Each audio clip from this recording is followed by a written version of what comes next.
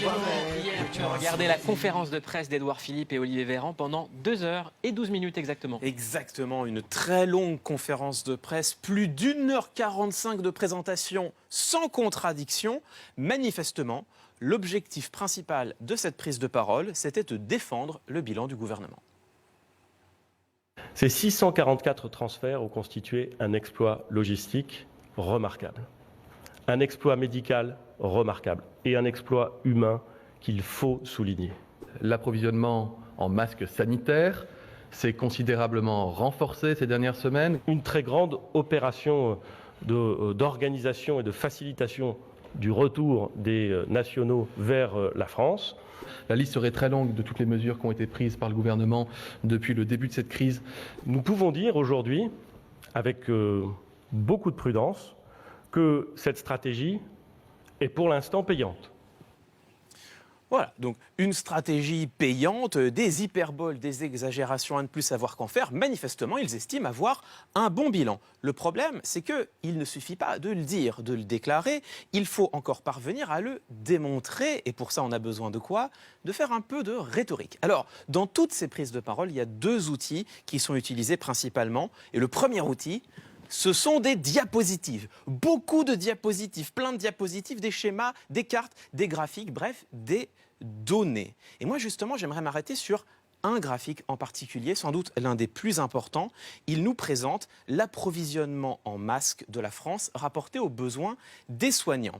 Alors, ce que l'on voit sur ce graphique, c'est que dans la semaine du 30 mars, il manquait encore quelques masques, mais dès le 6 avril, l'approvisionnement est supérieur, voire même très supérieur aux besoins.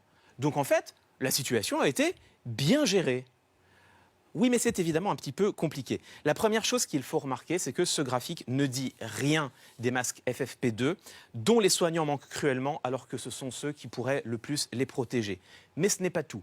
Ce graphique nous montre les besoins hospitaliers. Il laisse donc de côté les millions de masques nécessaires dont ont besoin les soignants qui exercent en ville et en EHPAD et qui ont été et sont encore trop peu protégés. Et ce n'est même pas le pire, car vous remarquez que sur ce graphique, les courbes commencent opportunément au mois d'avril. Le graphe laisse volontairement de côté les 4 semaines de mars, pendant lesquelles l'approvisionnement en masques a été très insuffisant et pendant lesquelles de nombreux soignants ont été exposés au virus. En résumé, sur les masques, le gouvernement choisit de ne retenir que les chiffres qui l'arrangent. C'est une grossière manipulation des données. Alors, je sais ce que vous allez me répondre. En temps de crise, on fait comme on peut, et les autres pays d'ailleurs ne font pas mieux. Et bien c'est justement le deuxième outil rhétorique qu'Édouard Philippe et Olivier Véran ont utilisé massivement hier, après les données, la comparaison.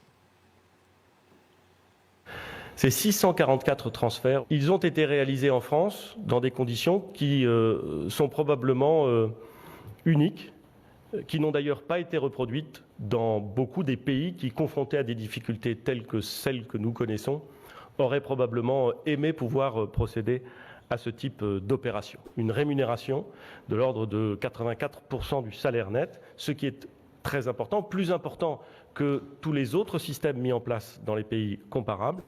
Ce que la France a réalisé a été rarement réalisé par les pays comparables.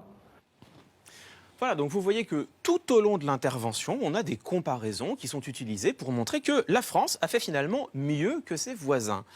Oui, mais regardez ce qu'il se passe quand la seule journaliste présente, Camille Collin, fait un parallèle avec l'Allemagne.